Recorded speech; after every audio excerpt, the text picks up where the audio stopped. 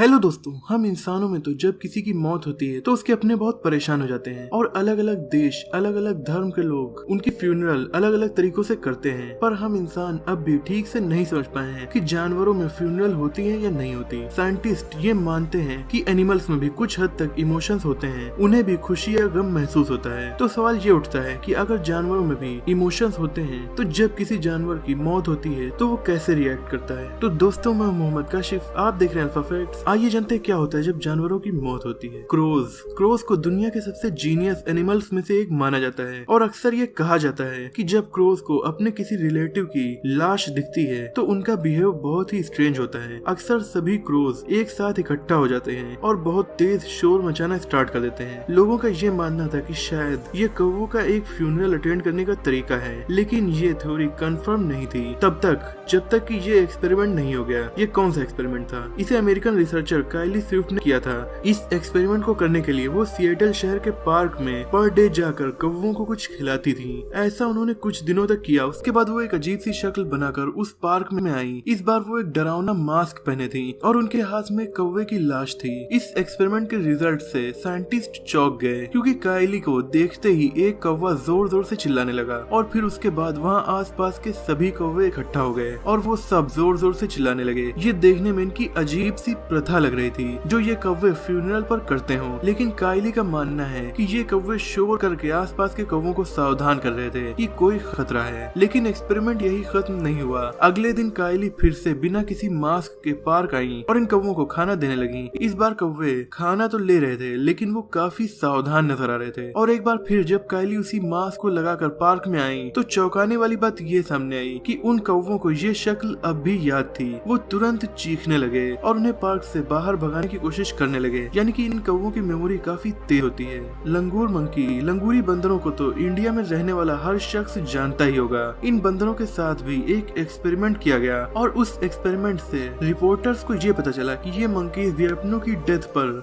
वैसे ही रिएक्ट करते हैं जैसे कि हम इंसान करते हैं। एक्सपेरिमेंट ऐसे था कि साइंटिस्टों ने एक रोबोट मंकी को, जिसकी आंख में कैमरास लगे हुए थे, उन मंकीज के ग्रुप के बीच छोड़ दिया। ये एक बच्चे की बॉडी वाला रोबोट था। उस रोबोट मंकी को असली समझकर एक बड़े मंकी ने उठा लिया और अचानक उस रोबोट को पेड़ से गिरा दिया। अब ये रोबोट ऐसे था जैसे कोई रियल मंकी की लाश हो। जिस मंकी से ये रोबोट गिरा था वो काफी सैड था ये सोचकर कि उसने गलती से बच्चे को मार दिया है। वो मंकी उस रोबोट को उठाकर उसे कभी गले से लगा रहा था तो कभी उसके पास बैठकर रो रहा था क्योंकि उसकी मौत का दोषी वो खुद को समझ रहा था। धीरे धीरे वहाँ पर और मंकीज की भीड़ भी लग गई। वो उस छोटे रोबोट की बॉडी को सूंघ रहे थे और एक दूसरे की बॉडी पर हाथ रखकर एक दूसरे को सहारा दे रहे थे जैसा कि इंसानों में होता। ये देखकर रिसर्चर्स को ये यकीन हो गया कि एनिमल्स के भी फीलिंग और इमोशंस होते हैं। इसके अलावा रिसर्चर्स ने ये भी नोटिस किया कि इस तरह के एक्सपेरिमेंट करना सही नहीं है क्योंकि अब जिंदगी भर वो मंकी उस रोबोट की मौत का दोषी खुद को समझता रहेगा, जो कि अच्छी बात नहीं है।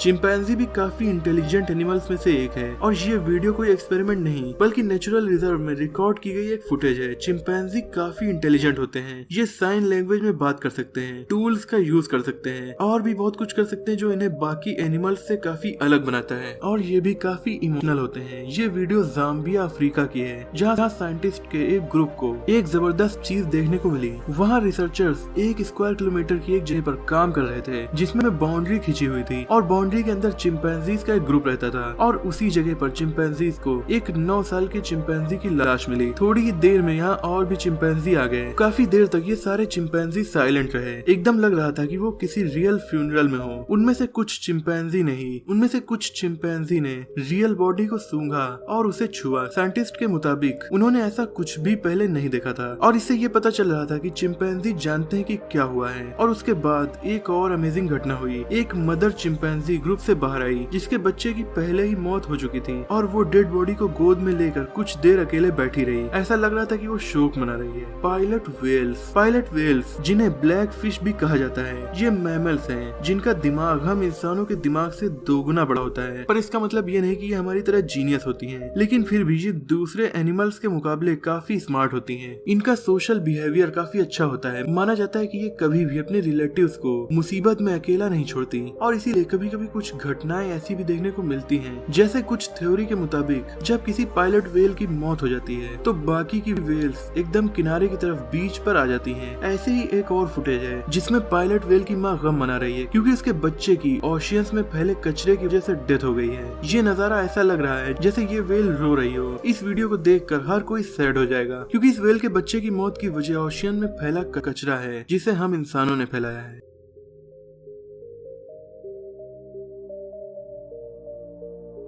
डॉल्फिन्स, माना जाता है कि इन मछलियों की इंटेलिजेंस बहुत ज्यादा होती है। तो चलिए बात करते हैं ऐसे ही कुछ इंटेलिजेंट डॉल्फिन्स की। ये वीडियो साइंटिस्ट के ग्रुप ने रिकॉर्ड किया है। बहुत से रिसर्चर्स सोच रहे हैं कि क्या डॉल्फिन भी गम मनाती हैं। इस वीडियो में एक डॉल्फिन एक मर चुकी डॉल्फिन के आसपास घूम रही है और लग रहा है वो उसे फिर से जगाना चाह रही है, गहरी नींद से जगाना। साइंटिस्ट का मानना है कि डॉल्फिन भी सैड होती हैं। कई बार फीमेल डॉल्फिन्स को देखा गया है कि वो किस तरह से अपने बच्चों की डेड बॉडी को कई हफ्तों तक अपने जबड़ों में जकड़कर चलती हैं। हालांकि वेल्स में ये बिहेवियर इतना कॉमन नहीं है। बायोलॉजिस्ट के मुताबिक इसकी वजह दिमाग है। अब भी साइंटिफिक कम्युनिटी डिबेट को कर रही है कि क्या डॉल्फिन्स और दूसरे एनिमल्स गम मनाते हैं या नहीं मनाते, और ये बात यकीन से कहना काफी मुश्किल है क्योंकि एनिमल्स के बिहेवियर बार बार अजीब होते हैं, तो हर चीज यकीन से नहीं कही जा सकती। साइंटिस्ट को वही मानना होगा जो उन्हें फिलहाल दिख रहा है। एलिफेंट्स भी एक तरह के सोशल एनिमल हैं जो अपनी फैमिली मेंबर्स के साथ काफी अटैच्ड होते हैं। ये अपने परिवार के बीमार सदस्यों की मदद करते हैं और अगर इनकी फैमिली में किसी की मौत हो जाती है तो ये उसकी फ्यूनरल भी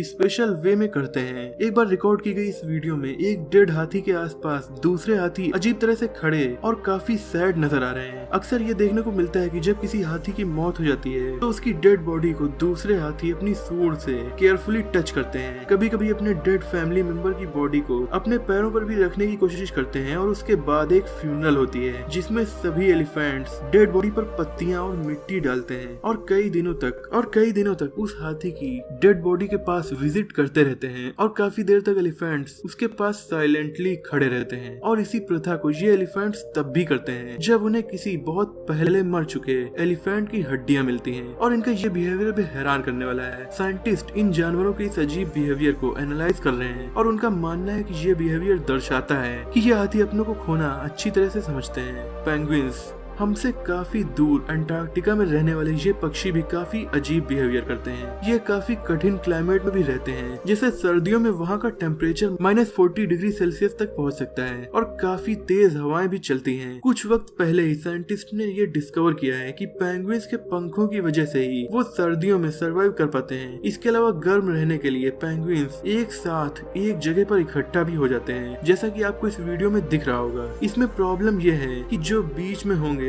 वो तो ठंड से बच जाएंगे, पर जो किनारे होंगे उन्हें तो काफी प्रॉब्लम होगी। इस प्रॉब्लम को सॉल्व करने के लिए पेंगुइन्स ने एक तरीका ढूंढ लिया है। ये एक स्पेशल रोटेशन सिस्टम है। इसमें टाइम टू टाइम पेंगुइन्स एक दूसरे से पोजीशन चेंज करते रहते हैं जिससे कि सभी को गर्म रहने की इक्वल अपॉर्चुनिटी मिले। लेकिन इस सिस्टम में भी छोटे बच्चों की मौत ठंड लगने से या भीड़ से कुचलने से हो सकती है। जैसे इस बेबी पेंगुइन की मौत हो गई और जब उसकी माँ को इस बारे में पता चला तो कुछ देर तक तो वो उसे होश में लाने की कोशिश करती रही और चिल्लाती रही और थोड़ी देर के बाद एक और फीमेल उसके पास आई और उसे सहारा देने लगी और उसके साथ वो भी गम मनाने लगी। और ये काफी सैड सीन था जो अच्छों को इमोशनल कर सकता है।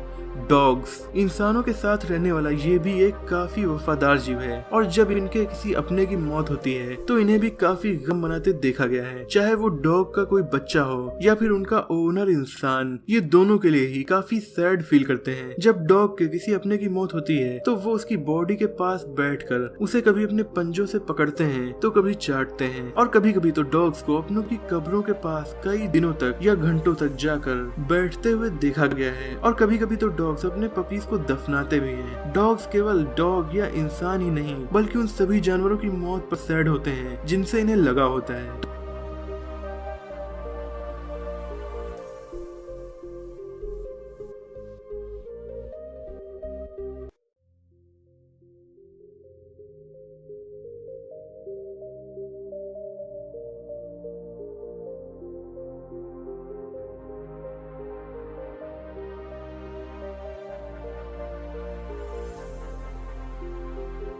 तो तो दोस्तों इस वीडियो से हमें पता चलता है कि बहुत से एनिमल्स काफी इमोशनल होते हैं, जो इंसानों की तरह ही अपनों की मौत पर सैड फील करते हैं। मुझे उम्मीद है कि ये वीडियो आपको जरूर पसंद आई होगी। अगर आपको ये वीडियो पसंद आई हो तो इसे लाइक और शेयर कीजिए। ऐसे इंटरेस्टिंग टॉपिक्स पर नॉलेजफुल वीडियोस देखने के लिए हमारे चैनल को सब्सक्राइब करके बेल आइकन को दबा दीजिए। मिलते हैं अगली वीडियो में, तब तक के लिए अपना और अपनों का ख्याल रखिए।